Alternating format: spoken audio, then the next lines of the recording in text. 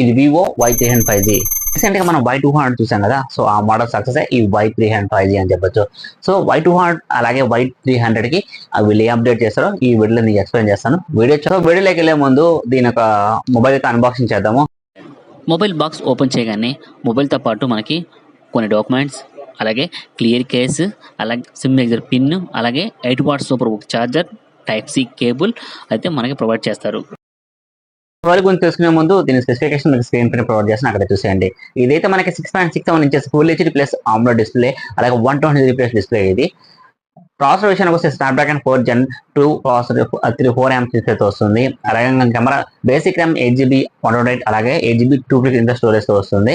అలాగే మనకి కెమెరా విషయానికి వస్తే బ్యాక్ కెమెరా 50 మెగాపిక్సెల్, ఫ్రంట్ అయితే 32 మెగాపిక్సెల్ వస్తుంది. అలాగే బ్యాటరీ విషయానికి వస్తే 5000 mAh battery with 8 watts super charge support తో వస్తుంది. ఇది దీని యొక్క స్పెసిఫికేషన్స్.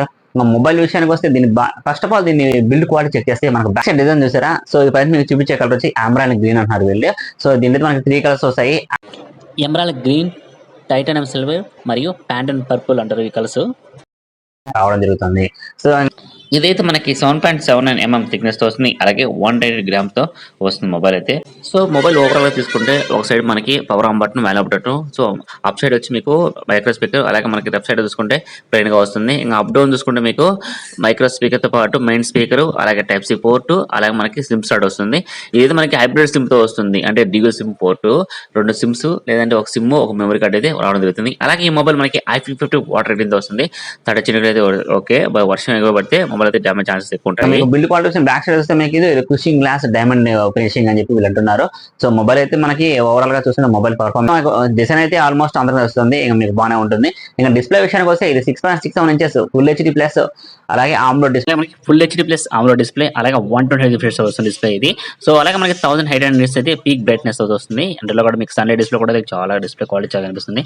సో వన్స్ మీరైతే మూవీ చూసినప్పుడు కానీ లేదా సాంగ్స్ విన్నప్పుడు చాలా క్వాలిటీ ఉంటుంది. అలాగే అది డ్యూయల్ స్టీరియో స్పీకర్స్ ప్రొవైడ్ చేస్తారు. సింగిల్ స్పీకర్ వస్తుంది, బట్ స్పీకర్ కూడా చాలా లౌడ్ గా ఉంటుంది. ఇది బాగుంటుంది. మీకు అల్ట్రా వైడ్ మీకు 300 వాల్యూ వరకు సౌండ్ అయితే పెంచుకోవచ్చు. ఇది కూడా సూపర్ గా ఉంటుంది. బట్ ఏమంటే దీంట్లో ఉన్న మైనస్ పాయింట్ అయితే మనకి 300 వాల్యూ పెంచుకున్నాం అనుకోండి, సో సౌండ్ అయితే కొంచెం హెవీగా వస్తుంది. సో అప్ టు 200 అంటే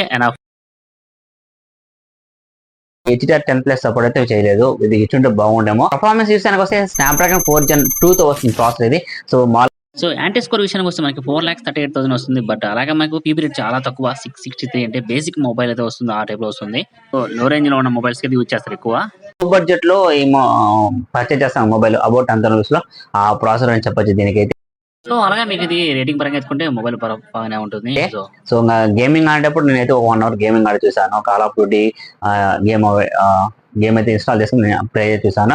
సో లాగింగ్, హీటింగ్ ప్రాబ్లం లేదు. బట్ నేనైతే గేమింగ్ ఆడే వాళ్ళకి ఈ మొబైల్ అయితే నేనైతే రెఫర్ చేయను, ఎందుకంటే ఇది బేసిక్ ర్యామ్ బేసిక్ ప్రాసెసర్ కాబట్టి అంత ఎక్కువ ఇది ఉండదు. సో మీరు ఫ్రెండ్ అయితే నేను మొబైల్ అయితే కాల్ ఆఫ్ డ్యూటీ గేమ్ అయితే ఇన్స్టాల్ చేసుకుని గేమ్ ప్లే అవుతున్నాను. సో మొబైల్ గేమ్ ఆడుతున్నప్పుడు 1 hour పైన అన్నాను, బట్ మొబైల్ అయితే హ్యాంగింగ్ అని హీటింగ్ అని ప్రాబ్లం అయితే లేదు.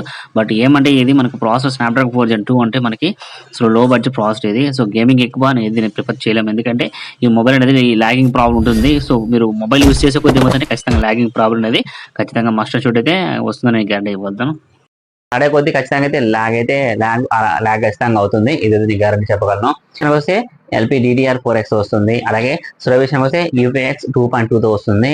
ఇది కూడా మాకు ఓవరాల్ గా బాగుంటుంది. సో కెమెరా విషయానికి వస్తే బ్యాక్ కెమెరా 50 మెగాపిక్సెల్ తో సోనీ IMX882 తో వస్తుంది. అలాగే 2 మెగాపిక్సెల్ బోకే పోర్ట్రేట్ మోడ్ తో వస్తుంది. కెమెరా క్వాలిటీ కూడా మీకు చాలా బాగా అవుతుంది. కొన్ని శాంపిల్స్ మీకు డిస్ప్లే పేరు అక్కడ చూసేయండి.